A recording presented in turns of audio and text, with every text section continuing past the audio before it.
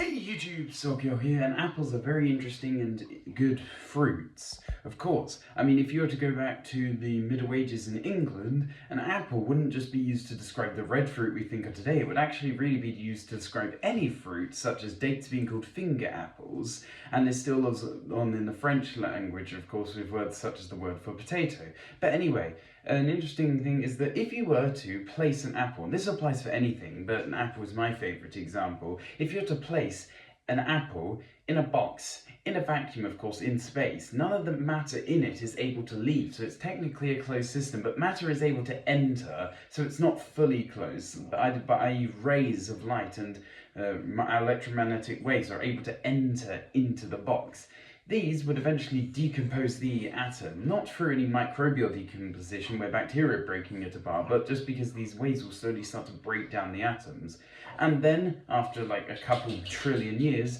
it would not be recognizable as an atom anymore. But if you were to fast forward the clock a very long time, not a trillion years, like a trillion times a trillion years, a really, really long time, then what you would find would eventually be the apple. And this, of course, is bound to happen though, because the matter that once made up the apple is going to go through a bunch of different possible configurations if you give it enough time. And eventually, one of those configurations that it's going to go through is it being the apple again in the form that we'd see it, every single atom in its current shape that it was before it was left in there. It's technically possible, but I mean, the universe could actually end before it reaches this configuration again. And there are other things as well, such as how atoms could potentially not be stable enough to last this long, such as through something called proton decay, which I'll have to talk about in another video. But anyway, the question is, did the apple even disappear in the first place if it's simply just come back now